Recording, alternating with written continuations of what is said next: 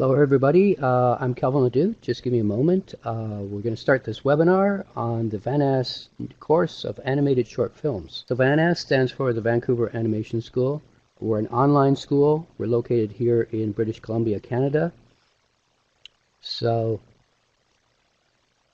here I am on this front page of VANAS, and I clicked on the animation tab, and you can see here an example of the animated short film. Going down, you can see our application deadline for the course for the next intake is March 29th, and the course will be starting the 8th of April this year.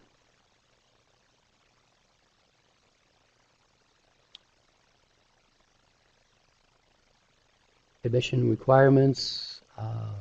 You have to either have graduated from high school or be 19 or older. There is an assessment test. Now, the big thing about our course is designed to show you how to create a short animated film. It's not a course on teaching you how to animate. We're expecting everybody that wants to attend this course to have already taken at least 1 year of training at a school, whether it's our school or another school, or they've worked in the industry for several years and can prove to us that they can animate. So it's a year in duration. It's broken up into 4 terms. Average amount of work expected per week is 20 hours. So the law in Canada at the moment is that if you're taking a course and you're residing here in Canada, you can also work part-time. So you could be working 20 hours a week. Here's a breakdown of the different terms. In first term, you're learning pre-production. And this is, the foundation. It's, probably the most important part. Coming up with your idea and coming up with your storyboard. Extremely important, right? If you don't have a good story, good animation is not going to save a bad story. You need a good, if not great, story for people to be interested in watching. Designing your, well, everything in animation needs to be designed.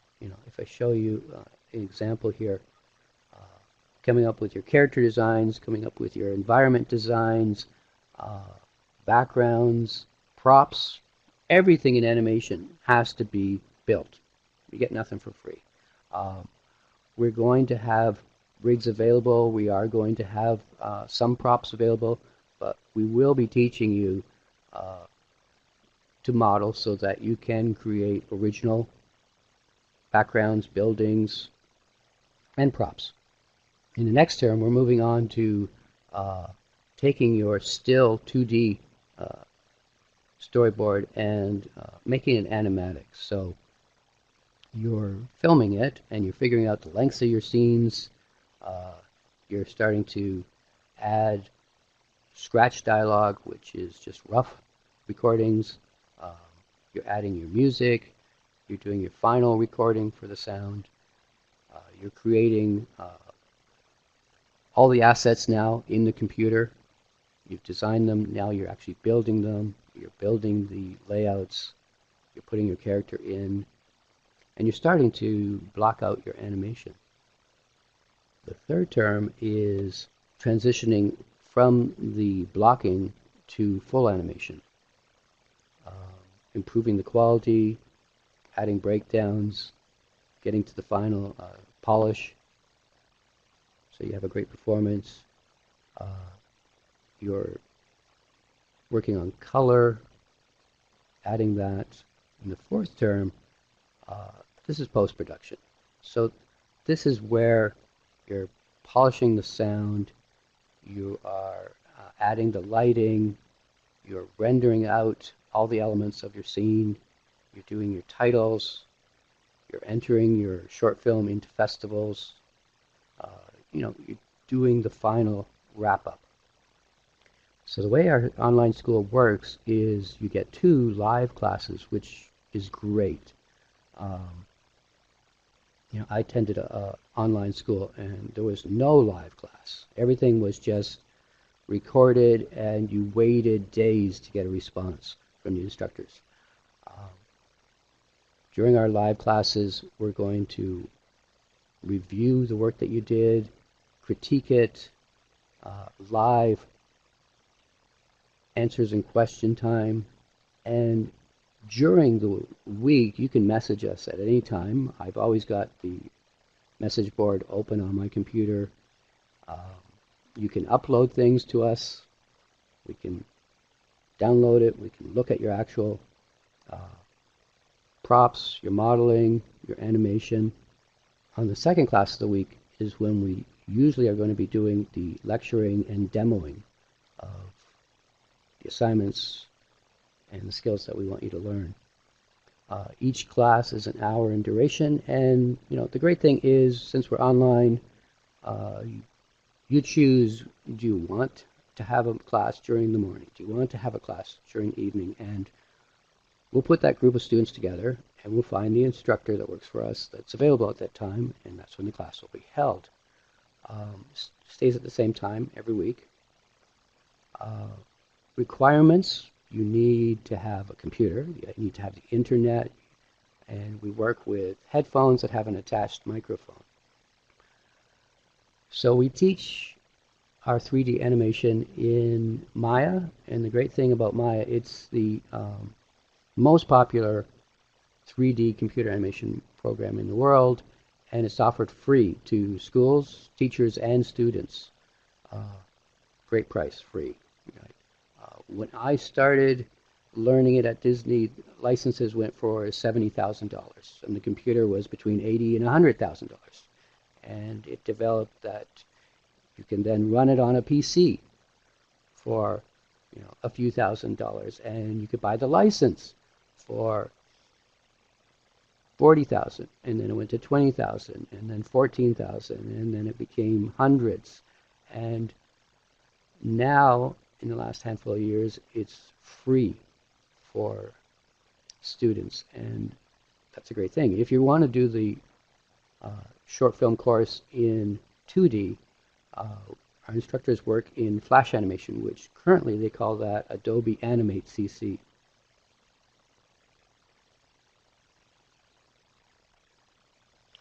You can work on either a PC, computer, or a Mac, doesn't matter. You do need a webcam as well. We will recommend books, but it's not mandatory that you have books. I'm just a big fan of reading and learning from books. Apply for the scholarship. Very important point, guys. Everybody should try out before they actually register to join the school. Apply for a scholarship.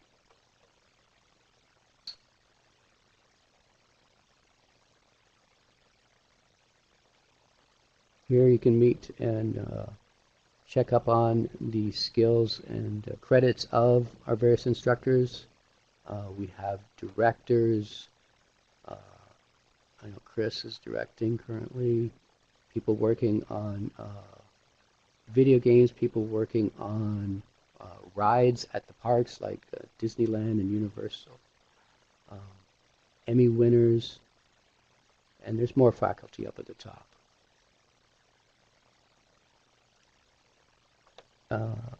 Stop sharing for a moment because I'm going to be showing you, well, actually I'm going to be sharing a document. Let's go click here. Hey, hey!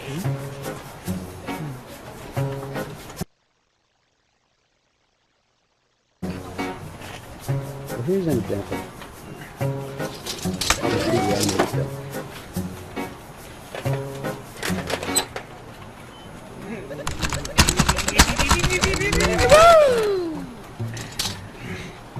Bye-bye.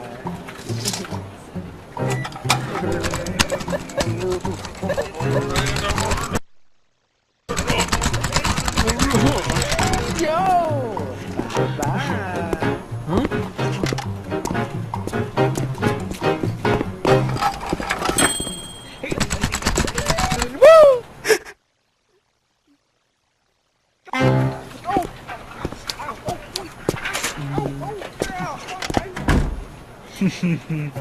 Bye-bye.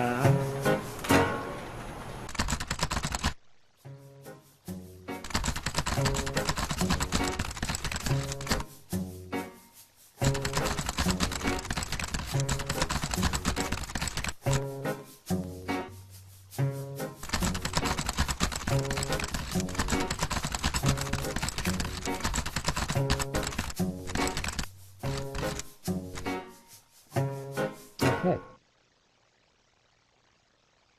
So I wanted to show you also some examples of what you'll be doing. Besides the storyboard, you'll be creating the props. And like I said, props can be anything because everything has to be created. We will have a library with some examples in it, but if you want a car, you might have to model a car. Utensils, chairs, the buildings, backgrounds, whether they're organic, inorganic, it's a skyscraper or it's a mountain or it's a tree. Animation, limitless possibilities. That's what I love about it. You're creating your world, your universe. You decide on what the rules are. Rigs, when I started, there were no rigs available. You had to build your own. Now, hundreds of high-end rigs are available for you to use for free. This comes from Universal. It was from their film with the zombies.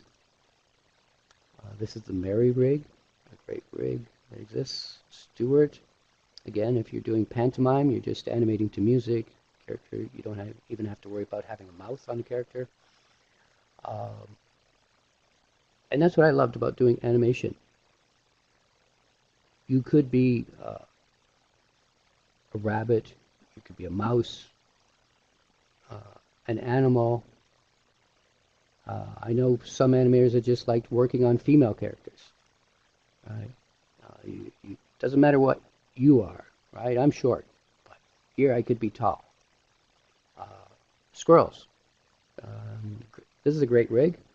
You actually can hide the tail as well if you don't want to animate the tail. So I'm actually going to open this up so I can see what these questions are. We should take roughly about 10 minutes worth of questions at the moment, guys. Put any questions you have regarding the school, the course. How long does it take to do a short film? It always varies. Usually it's going to take about a year because, I remember when I worked on the short film that I did in college, we came up with 12 different storyboards, completely different stories. It can take a very long time to come up with a great story, because you're going to be spending a long time on that. So you want to make sure that you really like it. Do you always use Maya? No, there are other softwares. Like I said, there's XSI, there's from Softimage, there's 3D Studio Max. We don't make it mandatory that you use Maya.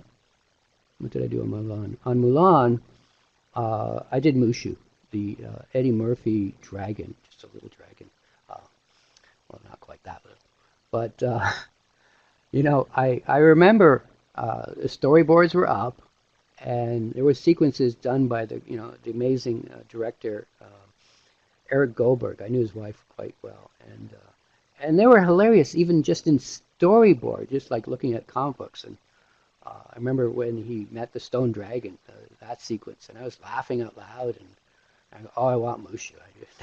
And then even better, one of my best friends was going to be in charge of Mushu. So, and it was primarily being done in Florida, but we were helping them. And this was the first time I think that we were helping them as opposed to them always helping us. Right? They were the satellite studio. So they asked, which 3 characters do you want? And luckily, I always got my first pick.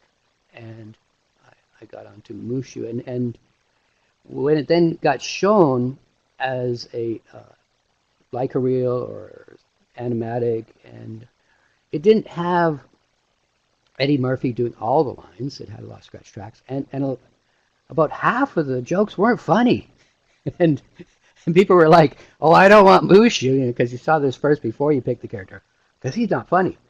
And I thought to myself, well, Disney's not going to let that go through. They're going to cut half the bad, the bad jokes, and write new stuff. And that's what they did. And then when we saw it with the animation starting to be completed, people were running up to me, let me work on Mushu, please. And it's like, no, go away. It was because we already had the crew, right? And it was a great character to work on. I really loved working on that. No, no, I don't use tracker points in real life. Uh, we don't use motion capture or anything. We use the process of, you know, acting. You, I taught acting for animation for many, many years as well. And the better an actor you are, the better an animator you are. If all you're copying is live action, it when you transfer it to animation, it kind of stiffens it up and sucks the life out of it. Animation's a little bit more exaggerated, and you have to learn um, to be a good actor and come up with good ideas and to experiment. And then you film yourself.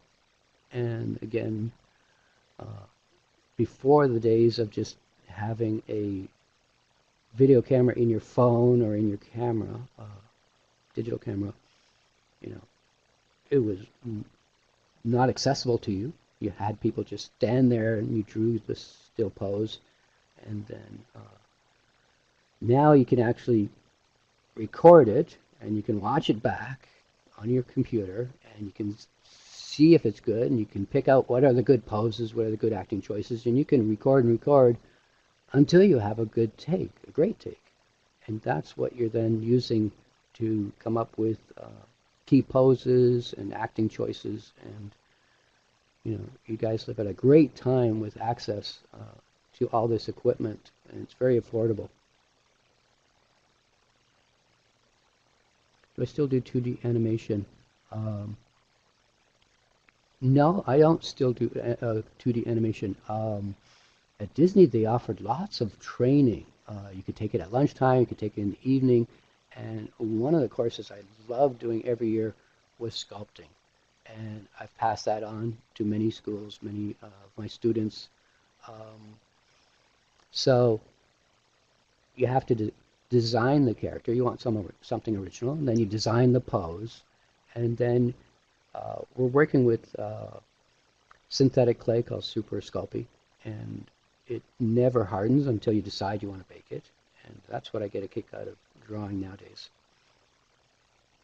What was your work every day? Again, I was promoted quite quickly. I only worked for, I think, 3 episodes of the Raccoons. That was about 3 months, as they would have called us an assistant, which basically meant I did the in-betweens. Then I was promoted to being an animator, and I went to their other studio and I worked on their Christmas specials. So I was animating on the For Better For Worse Christmas special and the Babar Christmas special, and that's when I decided to leave, and then I went to Montreal to animate on commercials. What software is easy to use? There's a steep learning curve, and there are easier softwares to use, but I wouldn't want the restrictions. I really like that what I'm learning to use at school is what I'll be using in the industry. They'll be looking for these, terms as well. If you're using a software that isn't being used in a studio, what's the purpose, right? The great thing about Maya is, I started on version 1. It's the first time that all the software packages came together. It's assembled together. The modeling package, the animation package, the rigging package, the lighting package, the effects package, all in this one box, right? All this software. And it's like having a studio in a box. You can do every job yourself. Deadline for portfolio scholarships. So, submit before that deadline that was listed. Let's go back to the front page here.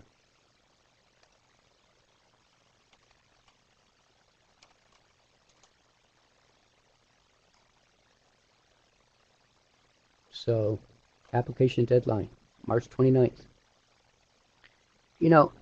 And that's why the question is, where do you get your ideas for short films? And that's the thing. Your brain is a muscle, and the more you use it, the stronger it gets. I'm always amazed when people aren't able to come up with ideas, because I always found it fairly easy, and that's why we're here. We're here to help you come up with the ideas as well.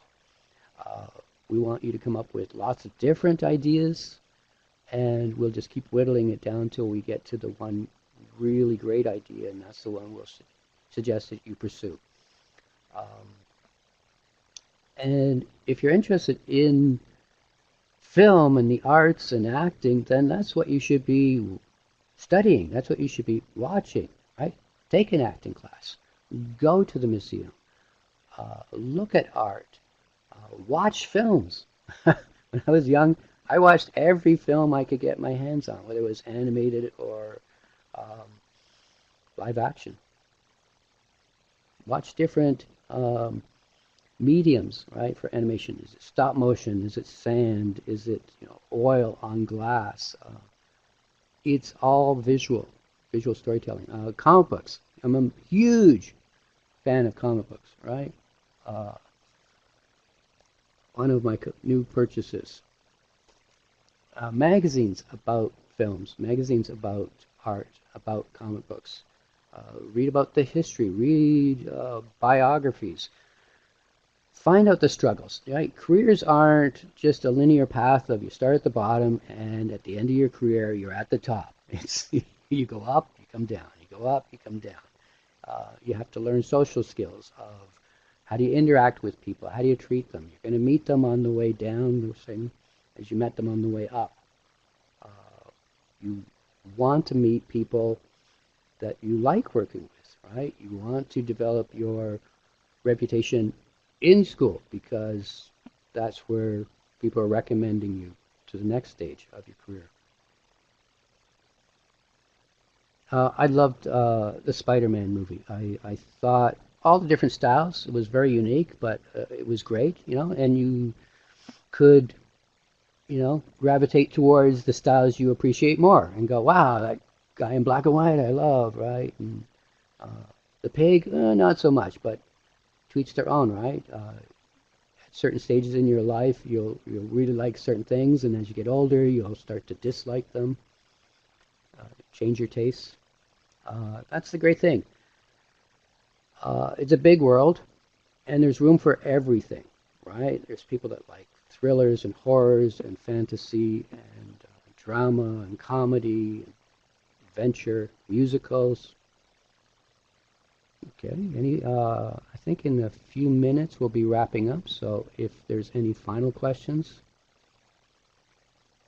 I want to thank everybody that took time out of their weekend to attend. Ooh, someone wants to join.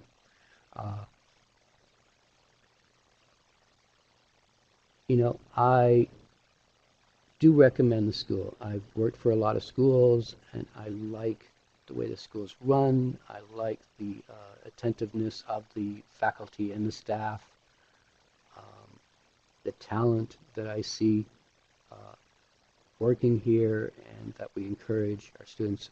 Literally, I just had a past student that's been helping us out at the Vancouver Science World drop in last night because she's helping us out again and announcing, just got my first full-time job, right?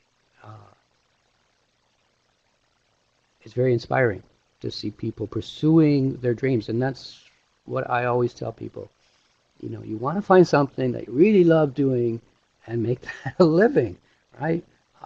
You want to enjoy getting out of bed and going to your job, right? I remember working on features where I wanted to do the most I could on it because I knew that feature was going to be around for a long time, and I wanted to be able to point to scenes and go, yeah, I did that, and I did that, and, you know, not, something that you dread doing, something that you love doing. Uh, the creativity is very, uplifting, and on the whole, they treat you very well, right? People are creative. They realize, creativity is sometimes very rare, and in animation, you have to be creative about everything, right? The title, is that an interesting title? The credits, are they entertaining to look at? The designs of the characters. You're designing faces. That's why I like sculpting. You're designing clothes, so it goes into fashion. You're designing hairstyles. Uh, the dialogue has to be written. Um, the comedy, and usually I would suggest comedy. Not everybody does it, but uh, it's really easy to see if comedy works. People laugh. It worked. Script. Uh, it's very time consuming to do dialogue, and so generally, if you've ever animated, you'll know, oh, I can spend weeks on a line of dialogue. So, you probably just a couple lines is all that a student would do in a animated student film. So script doesn't tend to change, right? You write it. If you want to change it, fine. But by the time it's recorded, that's the line, right? You're not going to change that line after it's been animated. You record the dialogue first, then you animate second.